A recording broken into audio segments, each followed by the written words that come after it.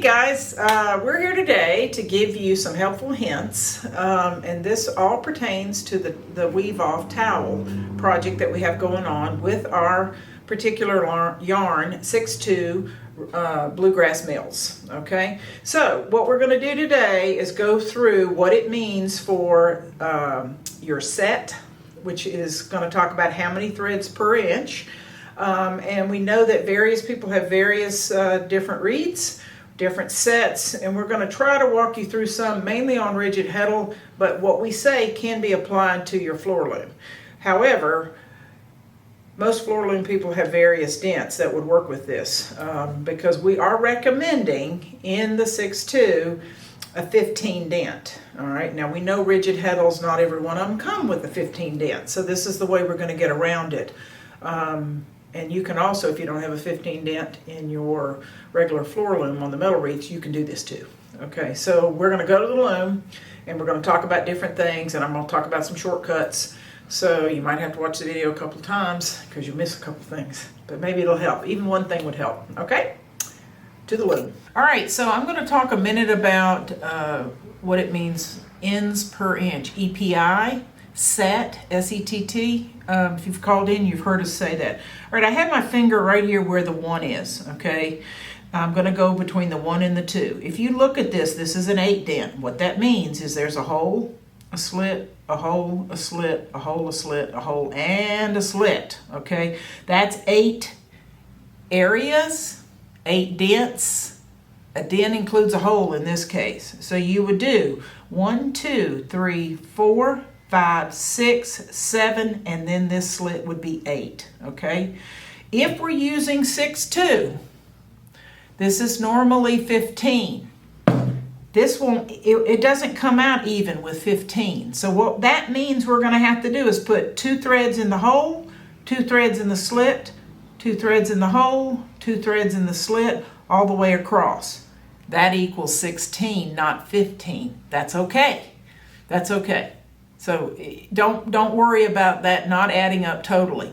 It's not just one pick off. And if you're going to do that, you're only going to get a few extras. So now what we're going to talk about is how to beam this warp with 2 here, because you're really going to have 4. And that'll make more sense as soon as you see it. Okay? All right, so what I'm going to do first, I have my 1 cone of Bluegrass Mills, putting it down here. I'm going to tie, I've got these parameters. Now granted, this is not the width of my towel. I'm just doing this to show you on the video, okay? You're going to have to figure out your widths, all right? We don't tell people exactly what they do. This is where your creativity comes in.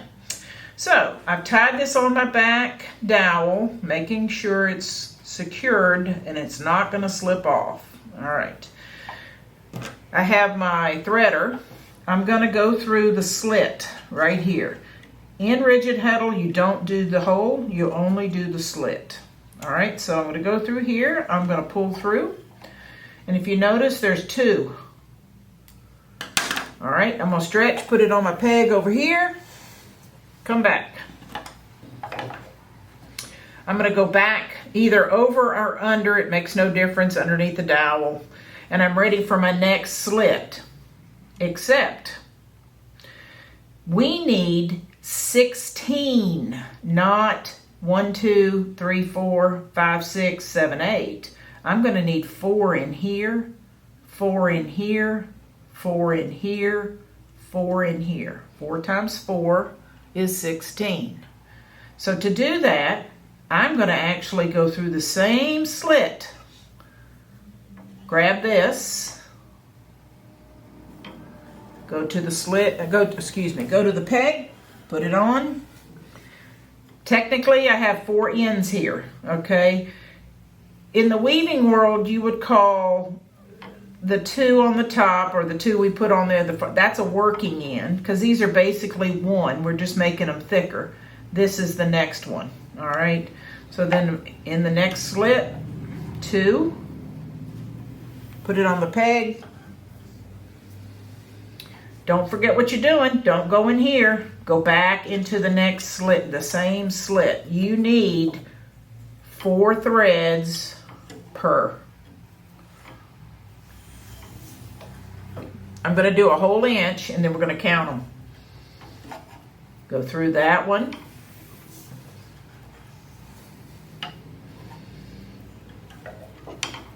I've got a trick after I show you this, because if you see, I'm doing one cone and I'm dragging this through here. There is a little bit of a faster way. I got 4 here, 4 here, 4 here. 4 times 3 is 12. So now I'm going back through.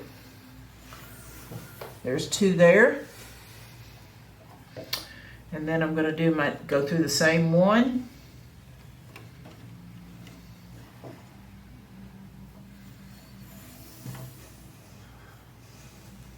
So if you looked right here, 4, 4, 8, 12, 16. This is equivalent in 1 inch.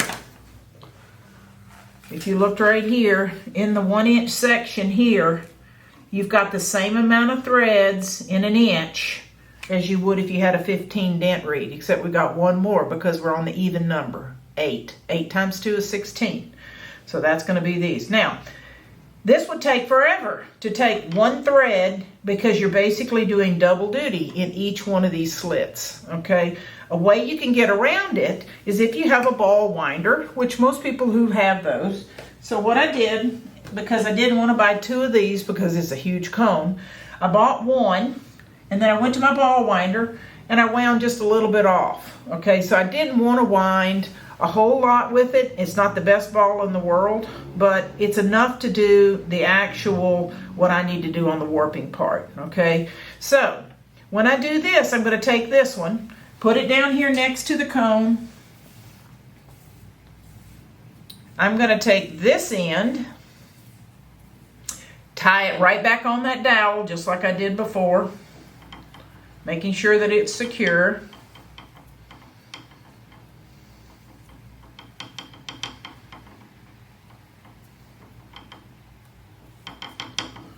So now I actually have, if I can get them undone, I now have 2 here. One's the ball, one's the cone. Not a single, but I have 2.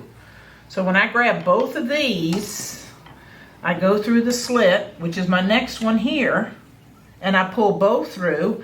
I already have 4. So that's how fast it is to do that. So when I'm coming through here, I'm going to put my 4 on a peg.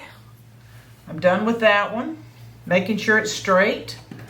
Go to the next slit. I'm going to grab these. I can hold them together like this. Oh, gotta grab it. Well, it doesn't want to grab.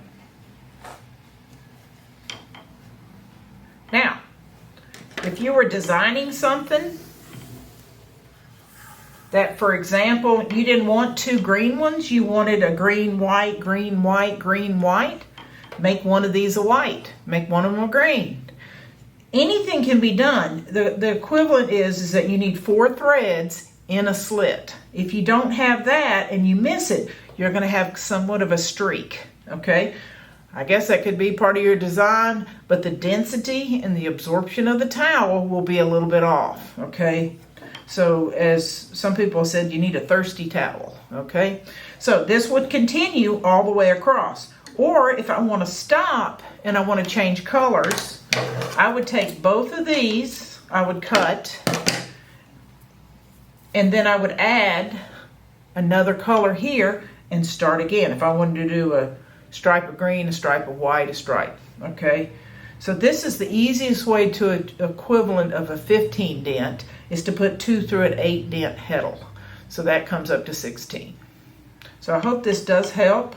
I've got my towel already on a bigger loom. I'm going to show you some tricks on it. So we're going to go from just the setup to a complete warp, and I'm going to see what you can see the difference between how I did the 2. All right, so this is a real close-up of what I'm doing and why I did what I did with the actual warp.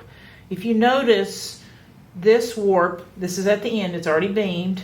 I did not cut my loops. This is where they were on the pegs, so I didn't cut this. And the reason why is that I want to make sure the two go together and these two go together. This was the best example. I need the white and the green, and what I'm doing is I'm making sure my loop. So when I pull this up, I'm looking back here to make sure there's no crisscrosses. All right, so this is what I'm trying to avoid, is any crisscrosses back here. When you double this up as 16 ends per inch, sometimes this may cause some tension problems, or it may not, but I tend to avoid anything I can.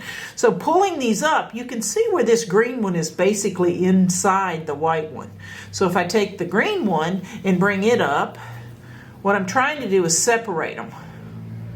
So in this case, pulling this one up, and see I've got it, there's the loop here, and now I have the white one here. So I can actually pull the white one out. So I got the white one, I pulled it out, so I know it's not intertwined with the green one.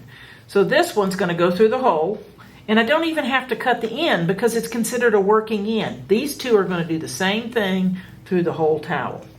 So I've got this one, well, pull it through. And then I have my green one, set that aside. Here's my next group. So once again, you can pull them, and sometimes you can get it right, or you can just go to the ends, pull the ends apart, because I've got them looped, and then look at them. And if they crisscross, I'm looking at them, they look good, pull one out, put it in the hole. So overall, if we look at this, no matter what we're looking at through the whole part I've done, we have